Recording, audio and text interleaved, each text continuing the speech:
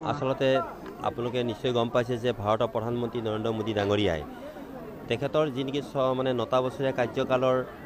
যিখিনি তেখেতে আগবঢ়াইছিল জনকল্যাণৰ কাৰণে সেই আঁচনিসমূহ ৰূপায়ণৰ ক্ষেত্ৰত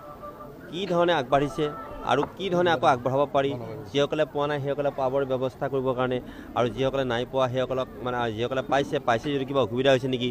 এই ধৰণে হিতাধিকাৰীসকলৰ এটা মনৰ বাতৰি পাবৰ কাৰণে আৰু সেইমতে তেখেতে এই যিখিনি কাম কৰিলে সেই কামখিনিৰ এটা বাৰ্তা শুভ বাৰ্তা এটা আৰু যিখিনি কাম হোৱা নাই নোহোৱাৰ কাৰণসমূহ জনাৰ কাৰণেই তেখেতে অতি সুন্দৰভাৱে এই যিটো নেকি আমাৰ বিকশিত ভাৰত আমাৰ সংকল্প যাত্ৰা এই সংকল্প যাত্ৰাটো প্ৰত্যেকখন গাঁও পঞ্চায়ততেই তেখেতে পঠিয়াইছে সকলো চৰকাৰী বিষয়া সকলো চৰকাৰী আমাৰ কৰ্মচাৰীকে আৰু ইয়াৰ জৰিয়তে ৰাইজৰ পদূলিত ৰাইজৰ চৰকাৰ এই যিটো নেকি অভিধা এই অভিধাটো অতি ধুনীয়াকৈ কাৰ্যকৰী হৈছে আজি ইয়াতে মই লক্ষ্য কৰিলোঁ আমাৰ এই নামখোলা গাঁও পঞ্চায়তত বহু হিতাধিকাৰী আহিছে ঠিকেই কিন্তু তাৰ মাজতো মোৰ পিছতে আছে বহু হিতাধিকাৰীয়ে বিশেষ একো পোৱা নাই আৰু তেওঁলোকে নাজানেও তাৰমানে আমাৰ কিছু গাঁও পঞ্চায়তৰ কিছু অঞ্চল আমাৰ যেন প্ৰগতিৰ যি নেকি ধ্বজা বা প্ৰগতিৰ যি নেকি আমাৰ উন্নয়নৰ যিটো ধাৰা সেইটো যেন তেওঁলোকে চুব পৰা নাই আৰু সেইকাৰণে প্ৰধানমন্ত্ৰী মহোদয়ে এই গোটেইখিনি কথা হৃদয়ংগম কৰি পেলাই এই ধৰণে এটা মানে আমাৰ যাত্ৰা আৰম্ভ কৰিছে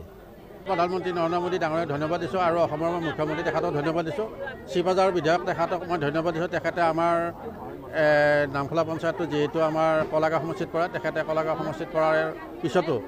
এতিয়া বৰ্তমান আমাৰ শ্ৰীবাজাৰ সমষ্টিত পৰিব যদিও এতিয়ালৈকে আমাৰ শ্ৰীবাজাৰ সমষ্টি হোৱা নাই তথাপিতো তেখেতে আহিছে ৰাইজৰ দুখ সুখ বুজিছে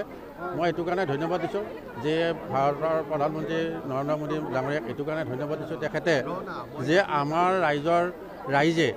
যিহেতু আমাৰ অফিচাৰসকলক ঢুকি নাপায় ঢুকি নোপোৱাৰ ক্ষেত্ৰত আমাৰ ৰাইজৰ মনৰ ক্ষোভ থাকে ৰাইজে কিছুমান স্কিমৰ পৰা বঞ্চিত হৈ থাকে তেখেতলোকে যেতিয়া আমাৰ পঞ্চায়ততে পাব কাঠিতেই তেখেতক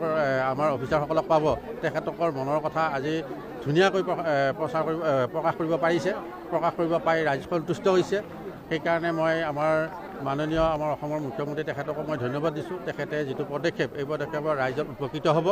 মই আশা কৰিছোঁ যে ভৱিষ্যতে অহা বছৰো ঠিক এনেকুৱা এটা পদক্ষেপ হওক ৰাইজৰ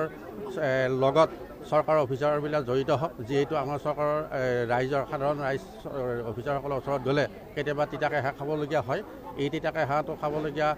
হোৱাত তেখেতলোকৰ ভয়তে কেতিয়াবা নোযোৱা অৱস্থা আমাৰ নজিৰ আছে উদাহৰণ আছে সেই গতিকে এই প্ৰক্ৰিয়াটো যদি বাহাল থাকে তেতিয়াহ'লে কিন্তু ভৱিষ্যতে ৰাইজৰ বহু উপকৃত হ'ব বুলি মই আশা ৰাখিছোঁ।